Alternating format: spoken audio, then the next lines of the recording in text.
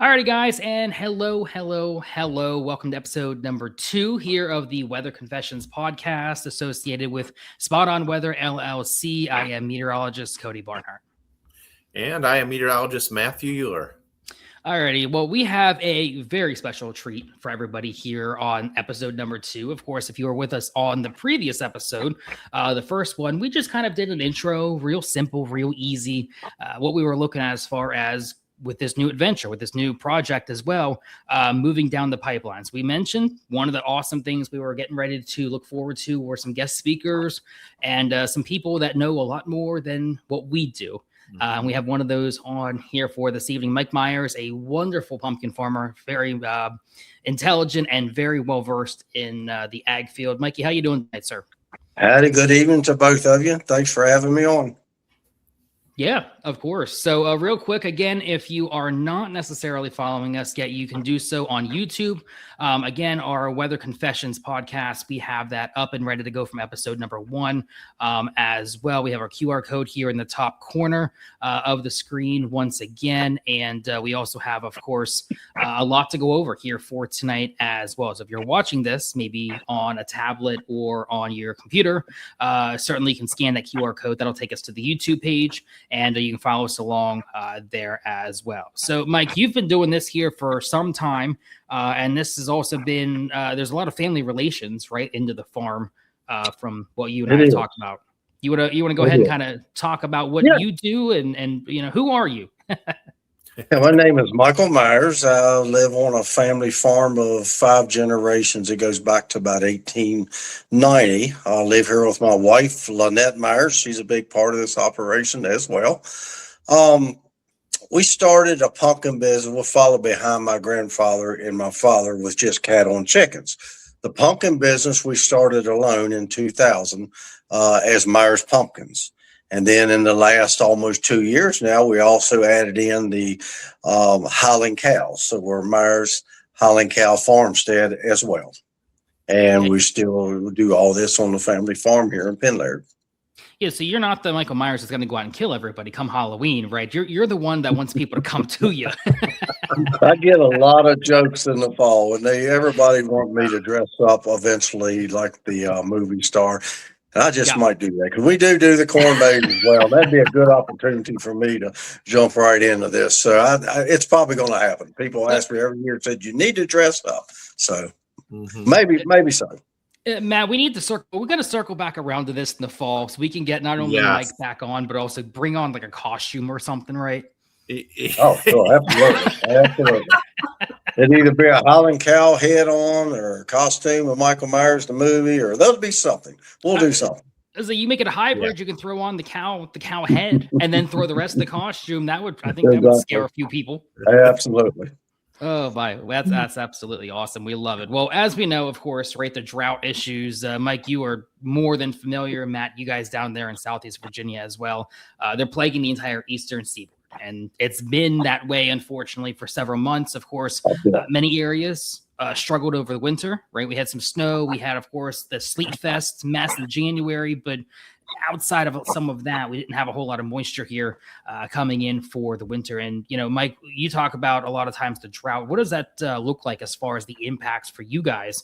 You're not planting corn necessarily, but obviously water and farming, they go hand in hand. Yeah, well, actually, we do plant corn. We're planting corn this weekend because we got to have it for a corn maze. As of pumpkins, it doesn't create, the drought doesn't affect it until upcoming months, May and critically June, July, and August. And we're in as you know, we're in about a 4-year span here where we've been up and down, but more downs than up. This will be our 27th year in the pumpkins, and I've never seen 4 years in a row. The last 3 we've had 50% total loss on the pumpkins. So we've had to purchase a lot at the local auction, and it's been pretty devastating. And we're still, things are green now. We did pick up 1 inch and a third of rain the other day, picked up, I didn't look today, but probably another third. We're green, but Cody, there's no groundwater, as y'all know. That drought is still severe. And I was reading some comments on your page last night, and the lady commented, thankful for the rain. Is this a drought buster? And I was thinking, no, I don't know the numbers.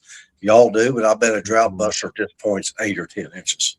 I think the last I looked, at least for this area, and Matt, you can kind of chime in as well for, it's different down there in Southeast Virginia, but here in the Shenandoah Valley, you're looking about 12 or 13 inches over the next 4 or 5 months. And we can't have that all at once, as we know, but as we go into summertime, you get a 5-minute storm and it's gone, right? You're not talking about wet season. So we'll see what happens, but it's not pretty. Well, there's a big difference, as you know, between surface water and groundwater, and that groundwater is very low now. We have springs on the farm here that I'm 58 years old. I've been here 58 years that we monitor, and I can tell you when certain springs run. I can about tell you where our water table is, and we've got several springs on the farm that have not ran in upcoming 4 years. I've never seen that in my whole life. It's amazing. Matt, what's it look like down there for you guys? Yeah, I was going to say for here, it's going to take about 8 inches of rain to get caught up. That's how far we are behind. Of course, we're more of the urban area down here in the Hampton Roads area. But still, I think you hit it on the head pretty good, Cody, with, as we get into the warmer season, you get those pop-up thunderstorms more often, which, they can really dump some pretty good rainfall amounts out of the clouds. So hopefully we can get a wetter pattern here coming up. And, Mike, just listening to, what you were talking about with the pumpkins and, how dry it's been. That's incredible. And what's been devastating, your groundwater can be low and you can still sustain above average crop because, your crops are planted, they're down the roots 2, 4, 5, 6 inches. So if your groundwater's not there, but you're still getting these rains like we've gotten lately, a 1/4 inch here, a 1/4 inch there, you can limp through the summer and have a bumper crop because that top stayed wet all year. So it's kind of a difference between the drought that's affecting the groundwater and the drought that's affecting the plants on top. The problem we've had the last 3 years is June, July, and August. We've gone 6 or 8 weeks and not having an inch of rain at all. There's been no surface water. And that's catastrophic to everything. Hay, pumpkins, soybeans, corn. Absolutely. Well, and I'm thinking last summer, right? And, Matt, you guys had some more rain down there for you guys. You had a few more coastal systems by the end of the summer, but even still, you were struggling. And Mike, we were here, May, June, July. I think that was our wet period. You got to August, ended the last third or so of summer, and it shut off. I mean, the spigot just dried up, and fall was bad. Of course, we had fire season. We just went through, or I guess we're still in the middle of fire season this spring. So, anybody from you guys to the Forest Service to, landscape people who are working greenhouse work, you got all kinds of problems with this ongoing drought, and it's not something that's just going to be fixed overnight. And the critical parts are, you just said, it's late summer. The crops can come up. You can get them out of the ground as long as they're not blooming or fruit set. And that pertains to soybeans, to corn, when corn's ear and soybeans. Pumpkins are setting fruit, people's gardens, squashes, produce. Most of that stuff don't set fruit until July and August. So if you dry May and June a little bit, it's not as critical. But boy, if it's dry there, July, August, and even up into September a little bit when late corn is earing and maturing out, it's catastrophic. And that's what's happened the last 3 years. And we're coming into the 4th year of it now. Yeah, it's amazing. Yeah, Matt, you had something, I think you were talking about most important weather. You had mentioned a question you wanted to throw out tonight, right? Yeah, I just wanted to ask Mike, we're talking a lot about, of course, the moisture. What about the effects of temperature on growing the pumpkins? Is there a certain threshold that you look for? If it was unseasonably chilly, I know late last August, as an example, we had pretty chilly weather for the mid-Atlantic. Is there a certain threshold temperature wise that would help with growing these pumpkins, or? Not so much after May. Now with these cool nights you've had in the 40s and 50s, it will be bad if they were planting out. We're so early now. We're still in April. Nobody's planting pumpkins now. So normally when you get them up and running in June, you plant the first part of June, some in May. June, July, and August, coolness, meaning even if you get in the 50s at night, if you're 80, 85 during the day, you're still fine. And then late season, you were speaking of the cool temperatures at night. Once the fruits are mature, you actually want some cooler weather late season because it actually helps the keef better. Just like the fruit cellar and stuff your grandma used to have in the fall for your potatoes and all. Cool weather on a mature product is better. So if that answers your question, not so much on pumpkins and corn and soybeans. Cool weather in August, September. That's actually a good thing. Oh, great. Appreciate that answer. Yeah. Mm-hmm. Did you guys have issues at all, Mike? We had a week and a half ago, right? The vineyards got absolutely smoked. We had that really hard freeze. We were down to 24, 25. And I know a lot of the vineyards and even some of the farms as well, they were like, we have 20 some acres of land. You can only do what you can do. When you're 24 degrees and we were so warm beginning of the spring, right? March and April, beginning of April. I mean, it was June-like heat. So did you guys have any issues as far as getting, things covered up, or did that cold at all affect you? I know that's cold. We're April, but that's cold. Not so much in the pumpkin business and the holly cow business. Corn's not out of the ground yet. Farmers are just playing that now. So it really, the only thing that it's affecting this time of year, and I know Saturday night you're calling for another freeze, will be fruit trees and grapes. It was catastrophic on the grapes. I feel bad for these vendors, and I think that was widespread, maybe down in his area as well. For us, crops, corn, soybeans, pumpkins, anybody with gardens, we're not there yet, so it didn't really affect that at all. But you wouldn't want this in the middle of May. No, Mother's Day, right? Everybody keeps screaming about going to get plants and digging a hole and putting them in the ground, and I'm like, guys, I know it's tempting. I want to go get about 5 or 6 dozen plants myself, but it's not worth it. Matt, did you guys have any problems down there? I mean, you guys are a little closer to some ocean effects and whatnot at times, but any issues for you guys last week as far as the frost freeze problems? No, not really. And really, that is the big factor down here, living closer to the Atlantic Ocean, closer to the coast.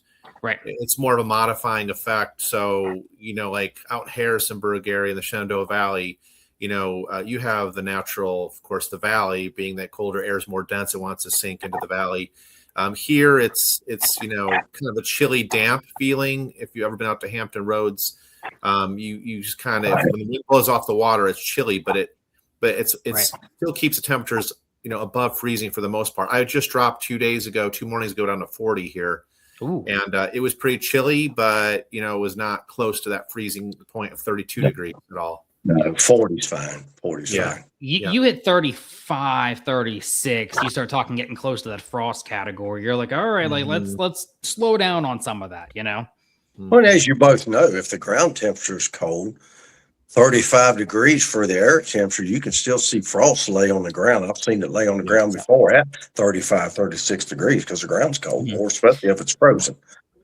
But right now, we're still early enough with most farmers with crops. It's not going to hurt anything other than orchards for, peaches, apples are starting to bloom, and the grapes. That's where it's catastrophic in April with the freezes. Yeah, it's been rough. And, Matt, you guys have done a little bit better as far as the drought issues down there in your neck of the woods. It's not a whole lot better, but, I would say at least 85% of the state of Virginia at this point, well into that darker orange color there, that severe drought, including the entire valley, right, for us in the Blue Ridge.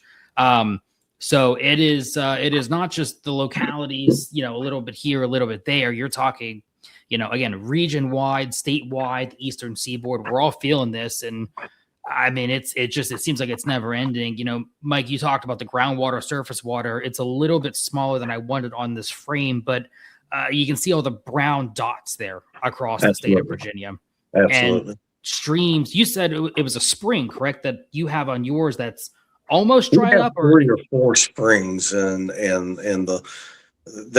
run in order according to how the water table is. And I've only, the one in our pond has only ran one time for about a week in the last 4 years.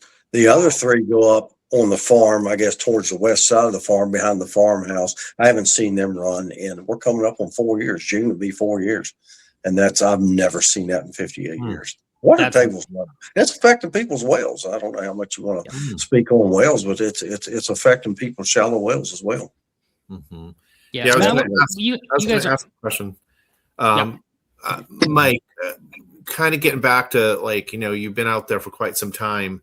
Have you noticed any weather changes, with the way you do business out there on the farm, or do you have any past weather events that really had an impact at all? Uh, yes, too much rain. We haven't had that for a while. 2018, we all probably remember 2018. Mhm. This part of the Shenandoah Valley was 70 some inches of rain. It Wow. can be the other way. You can have too much, and that creates mildews and a whole lot of other problems for products, for produce, pumpkins, corn blight. That's a whole nother story. We haven't had that problem for a long time, but yes, that was a rough year. We started in 2000 with the pumpkins, and it was pretty steady going up until about 2018. I never saw really a drought. We had some dry summers, but the plants will tolerate a certain amount of drought, not months of it. We're always dry Right. several weeks through every summer, but I've never seen the weather. You asked what I've seen change, not as drastic as what I've seen the last 4 years, where it's been 2 and 3 months in a row with just an inch or two of rain, and that's catastrophic on everything. It even affects trees. I've seen dead oak trees and stuff around the area that were affected by the drought, planting around people's houses and stuff that's 20 or 30 years old. I've seen it affect. Wow. Well, and, Matt, you talk about sometimes, and I laugh when you talk about this fall foliage. I know we're, right, we're talking about mid to late April, so it's eons down the road. We feel like we just were, through Easter. But when you talk about foliage, of course, down in your neck of the woods, it might be a tree here or a tree there. You don't have big, tall mountains sitting behind you. So you're not talking about having like all kinds of maples and this and that falling, but the few you see, are important down there because that's all people get to see. But when you get to areas like here, where, and Mike, to your point as well, we had this last year in August, right? We had some of the trees losing their leaves going into late summer, right? Early fall. We weren't really even into fall yet. You're finishing off summer. Kids are just going back to school. I mean, you're talking, it's still 95 degrees. And because of the drought, the leaves were just kind of like falling, doing their thing, coming down to the ground. And I believe it was 2 or 3 years ago. And Mike, you might remember, we had a very short window of fall foliage as well. I think it was a matter of 2 or 3 days. It was really, really short, and it was patchy and dull. And this drought, it's not going to be over until the fall, regardless of where we are. Absolutely. I imagine that it impacts the foliage down the road too. I don't think, and I think y'all agree, is that we're at the point now that thunderstorms aren't going to catch us up when you're talking 10, 12 inches down on rainfall. That only sustains, again, what I call surface water. Y'all probably have a different name for it. But yeah, and my father always said it's going to take a hurricane to catch us up. That's a lot of truth in the valley anymore. It takes a hurricane to catch us back up. It really does, a lot of that. And that's, of course, we're not there yet.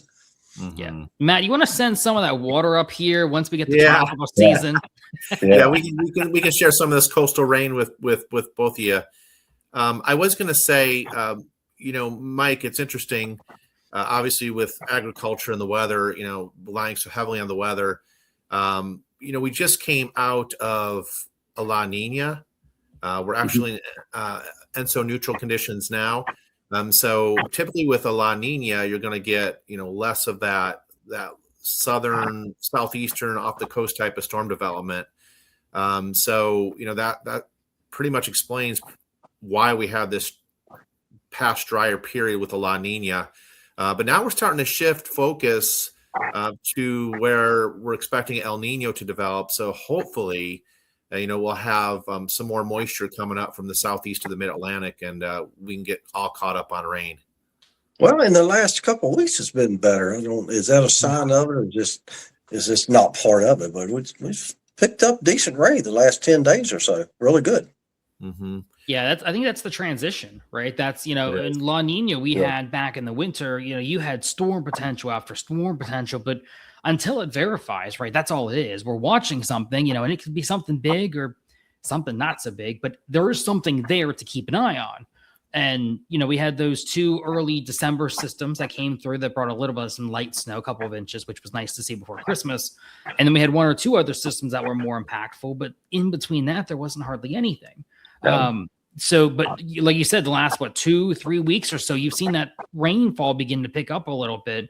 And Matt, to your point, right? That's that transition going from La Nina on one end of the scale to that neutral condition in the middle. And then now you're going to the El Nino side where we should bring in some more moisture from southerly storms. So you can see the transition. But I am curious, Mike, if you get to, let's say, the second half, let's say this drought continues, right? Hypothetically speaking, and we go through May, June, you get to July, and then you get all this rain here come August at the end of the year, like a deluge, if you will. How is that going to impact you guys? I mean, you're talking about the main growing season, right? The first 2/3 are dry as a bone. Then you get all this water, but you can't recoup everything going 2 or 3 months with nothing, and then at the end of the growing season have it all together. Well, I'll start out with this. So we're in the drought now, I guess extreme, severe, whatever you guys are calling it now. Right. And we can handle 10 or 12 inches low on the water table, but with planting crops now, you can, as long as we can have these half-inchers, these third-inch rains, 1 or 2 weekly. If we had this for the next 3 months, guys, it's going to be a bumper crop of everything, because the surface water is really what maintains the crops that we plant. Now, to switch gears on that, then go into the fall, let's say, and we start getting 2-inch rains and we end up getting 10 inches over, say, a 3-week period, first part of September. All the corn is eared up. All the pumpkins are mature. All the produce farmers, their stuff is sitting out there mature, ready to pick. And then you've got a mud bath. Then you start in with black rot. So it can be a double-edged sword. You can go from dust to mud quick, and the mud can be catastrophic as well. And that can really be hard on a mature product, whether it's corn, produce, apples, even grapes. So, yeah, it's a fine line on this rainfall. But we can stay in the drought we're at now. I don't want to, but we could, and sustain a third or half-inch of rain every week. If you guys promised me to have that, you could give us a third of an inch or a half inch every week from now through August, I'd be a happy guy right now. I'd be a happy guy. That would sustain any crop. And a little bit goes a long way, right? It does. It does. You keep that top wet, because everything, most of your produce and your corn's on, you're rooting down 4, 5, 6 inches, most of it. So if your surface is pretty good, which right now surface is pretty good, it'll sustain a bumper crop. But our groundwater is, it's crap right now. It really is. Ponds are low, streams are low. It's not good. Yeah. Again, Matt, if you have any inkling to share any water come hurricane season, be sure to send it up 64. Please do. Yes. I just want to add one point. Matt, you're in that area. Matt, you're in that area where y'all are raising a lot of produce and stuff down there too, right? A lot of tomatoes and stuff. Yes, absolutely. We do. Actually, it's funny you mentioned that. We do have kind of like multiple landscapes around this area. We got more of the city, but then if you drive a little bit down towards Chesapeake, Virginia, you got some of those farms out that way. In fact, I drive by them every day. But yeah, in fact, I just saw some tractors in the field today when I was driving through there. One thing I wanted to mention that's pretty important when you think about things is the drier the soil is, that usually breeds hotter summer temperatures. By the way, I just want to throw that out there. That's a good point. There's no moisture for that, for the heat to kind of evaporate and take it. So you get hotter type of air masses over drier soil. That's another point. If you ever like out in Kansas and some of those southern plain states where they get those dust storms because those droughts can last so long, what happens is those temperatures just go triple digits. Because the soil's so dry. On the other hand, you get more of a moist topsoil, and you get more of that muggy feeling during the summertime. So I just thought I would throw that out there too on how that. Well, I mean, it's a little bit better, man. You coming from the Midwest as well, your childhood, corn sweat come August and September, and I'm telling you, people laugh every time I say that, but corn sweat's a real thing. It goes either from, dry and dust storms galore, like all of a sudden you just moved to Phoenix, and didn't even know it, or you've got dew points pushing 80 degrees, which It should be illegal if you're going to ask me. But hey, I don't live in the Midwest for a reason. Oh my! Well, we'll kind of finish up here for the next couple of minutes. Mike, here's a couple of photos of this one. I love this one with the cows. I'm telling you, the Highland cow thing you guys have added the last year or two is just, it's taken off. And I've seen it on Facebook. I've seen it all over socials. People just, they love it. The petting zoo. I mean, it's not just the pumpkins. It's not just the corn maze. It's, you know, not just the mums or whatnot come September. But I mean, the animals alone bring you a lot of people. Yeah, we introduced coming up on 2 years the animals into the pumpkin operation, and it's really been a big hit. And they're just great, docile. The Scottish Highland breed is really docile. We raise these for pets. They are pets only. They are not for meat. Now in Scotland, they use them for meat. Not here. They're pet only. We have about 30 now, I think. Wow. From calves to full size. That picture in the center is our bull. That is our micro mini bull. He's called Chip, the teeny tiny hot part bull. And he's I love it. Chip the cow. I love this. Just a big baby. But that's been a hit. The drought doesn't affect them so much, other than you got to feed more hay. But the heat really affects them. But that's another day and another story for the heat, because the heat can also be catastrophic on crops. And maybe we'll do that on another podcast. You can have sufficient rain, but if you've got these 100-degree temperatures, especially at bloom set, that can be another day for that. That's a whole nother story. But the cows don't like the heat. I can tell you that. So these cool rainy days, they love it. I don't think any of us like the heat, so we might as well go just play with the cows at this point. We're all in the same boat. I agree. And then the other one there as well, that was all three of us. These said about you and your wife, of course, running the farm, and that was last fall at the pumpkin patch. So Lynette, she does a great job. She's my wife. She's been involved with this about 13 years, and she does a lot of the decor and the advertisement. We do cuddle sessions and all that with the cows, but you guys have everything. It's a whole family event. It's a big deal. And we rely on, back to the rain. We rely on rainfall, just like the dairy farmer. And I don't put ourselves above the dairy farmer or any other farmer. Every farmer needs rain, whether you're a crop raiser, animal. It's important in this valley. Poultry, especially poultry. So for the groundwater, it's really affecting these poultry guys. It's affecting whales, guys. It's critical. We're in April, so if this thing continues for another 4 months, it's going to be an issue. Yeah. Again, Matt, sharing is caring. Yeah, we got to get some tropical moisture in there for sure. Yeah, absolutely. Well, don't hog it all this year. Last year, you guys had like one after another with these coastal systems. And I'm like, oh my God, it's a factory. Where do I get a raindrop around here? Right. Yeah. Oh my! All righty, well, we'll go ahead and kind of wind things down again for tonight. So again, there is, if you're new to the podcast, obviously it's a little bit new in general. There's our handles on Facebook and Twitter or X for myself. Matt's is on there as well, and of course, in the bottom right, our YouTube channel, Weather Confessions, is where you can find us. Where you can find episode 1 from just a few weeks ago, and also find the newly updated episode 2, which this will be up here shortly. Or if you're already watching this, it's obviously already up as well. So lots of fun things again that we've been talking about all night long. Matt, as always, thanks so much. Mike, thanks for jumping on, because this has been great. It's been a pleasure, both you guys. Matt, I appreciate your input, and Cody, and we hope it's a good season. Well, again, with the drought, we can sustain a 10 or 12 ounce deficit, 12-inch deficit going through the summer, as long as we get these rains during the week, and then hopefully this fall we'll catch up. I don't think we'll catch up through the summer months. No, and with our luck and with my luck as well, building a forecast every day, it's going to rain every Saturday. So it won't be the Monday through Saturday. It's going to always be that Saturday, and everybody's playing soccer or doing some hiking or something. Oh my! Alrighty, well that's pretty much it, guys, for us here for tonight. Again, join us here in another couple weeks. We'll have episode 3 coming up. No guests for that one. We're gonna have a fun project on tap for you. But again, thanks for both of you guys coming on tonight, and we'll see you here for episode 3. Again, that's our Weather Confessions podcast associated with Spot on Weather LLC. Thank you both. Have a great evening. You too.